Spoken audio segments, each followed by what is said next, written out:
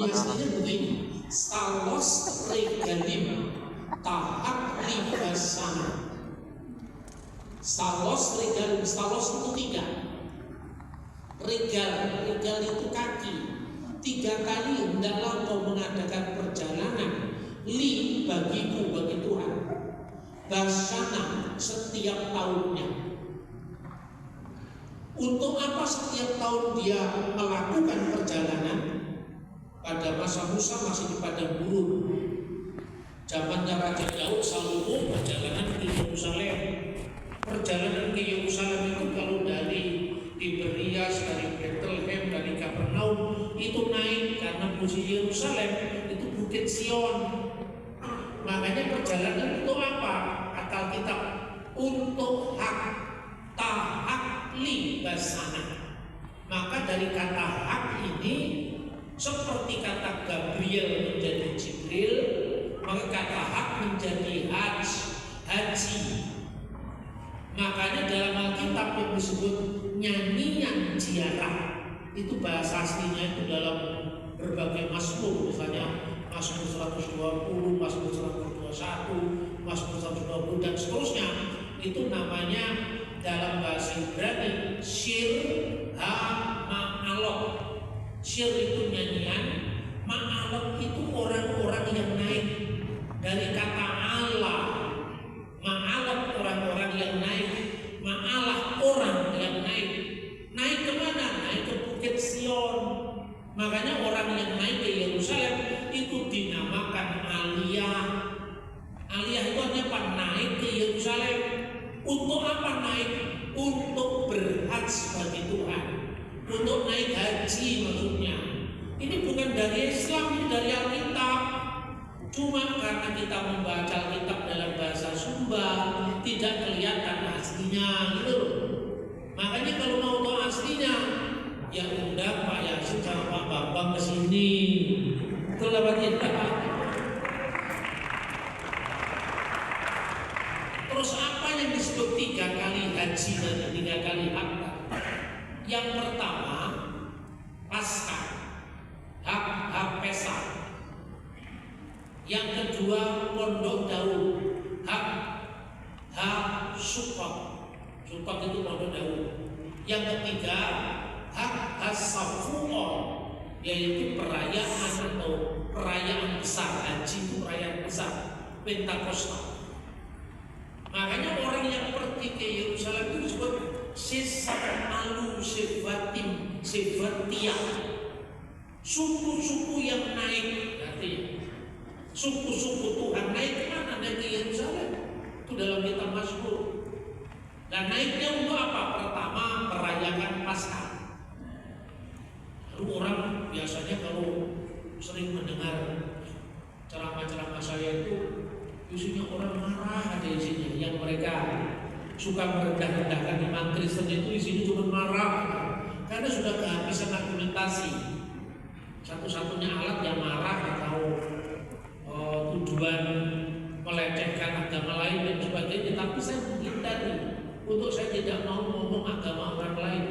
Karena apa? Kalau mereka ngomong tentang iman kita katanya dakwah. Tapi kalau kita sekedar mereaksi saja, kepleset kata misalnya penodaan agama, ini kan susah. Lalu dalam penegakan hukum bukan sekedar yang menjadi isu sosial itu ya, tajam ke bawah, tumpul ke atas, kan gitu kan? Jadi kalau rakyat biasa nyuri ayam itu hukumannya mengerikan, tapi kalau koruptor dibebaskan, seperti itu kira-kira. Ya tapi tidak hanya itu juga tajam ke minoritas, tumpul ke mayoritas, sama-sama melakukan apa yang dinamakan tindak pidana penodaan agama. Satunya dihukum 10 tahun atau 8 tahun, satunya 4 bulan. Makanya tidak usah diladeni. Karena apa? Membaca tanda-tanda zaman. Saudara-saudara, di zaman Kaisar Nero saja Paulus mengatakan pemerintah itu wakil Allah untuk kebaikan. Tahu nggak bahasa bersayap? Tapi apakah benar Paulus pandangannya seharafnya itu? Tidak. Ukurannya adalah ukuran keadilan. Ukurannya ukuran kebaikan, untuk kebaikan. Tapi kalau tidak mendatangkan kebaikan, boleh mengkritik tapi tidak usah bakar-bakar, kecuali bakar jagung. Benar atau tidak, saudara-saudara? Nah, Paskah. Lalu orang bertanya kepada saya, Paskah itu apa? Kenapa Paskahnya Yesus berbeda dengan Paskah Yahudi? Itulah yang namanya penggenapan. Jadi Paskah Yahudi itu Paskah nasional. Intinya apa? Akulah Tuhan Elohimmu yang membawamu keluar dari tanah Mesir, dari tempat perbudakan. Anuki Adonai Eloheka asal husetika me'aret Misrayim mibetafadim. Itu Paskah Yahudi. Tuhan mengingatkan bangsa Mesir itu dengan 10 tulah supaya mereka sadar dan bertobat. Sampai tulah terakhir mereka tidak mau membebaskan bangsa Israel. Temanya sama, pembebasan. Maka pada tulah terakhir itu Tuhan berfirman, orang Israel disuruh memotong korban domba, lalu darahnya dioleskan di setiap pintu. Dan pada saat malaikat mau menulahi orang Mesir yang ada tanda darah anak domba lewat, dan lewat itulah Paskah. Makanya dalam teks bahasa aslinya Vera iti et hadam ufesakti alaihim. Upesah, aku akan lewat.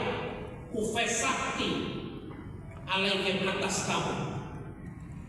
Dan apabila aku melihat tanda darah itu, Vera iti et hadam, dan itu darah, upesah, maka pesahlah, lewatlah ti aku alaihim atas engkau sekalian. Maka dari pesan pembebasan itu dinamakan Paskah, diterjemahkan bahasa Inggris Passover, bahasa Arabnya juga Paskah, itu yang kita warisi dalam bahasa Indonesia. Tapi waktu Yesus merayakan Paskah Yahudi, yaitu Paskah Yahudi, tapi tetap ada bedanya dalam perjamuan malam yang terakhir itu. Yesus memecah-mecahkan roti. Tapi tidak seperti orang Yahudi memecah-mecahkan roti. Dan terlalu mudah Anda untuk cross check apa yang saya temukan. Anda buka Google, ditulis saja Haggadah Shel Pesach, Hebrew English, itu sudah ketemu. Bagaimana ketika orang Yahudi memecah-mecahkan roti, lalu memberkati, membagikan. Waktu memecah-mecahkan roti dia mengatakan, inilah roti sengsara yang dimakan oleh nenek moyang kita di tanah Mesir. Halah ma'anniya diakalu afahtana bi'ar'a Misrayim. Tapi Yesus katakan apa? Bukan ini roti sengsara yang dimakan nenek moyang kita di tanah Mesir. Tidak, inilah tubuhku.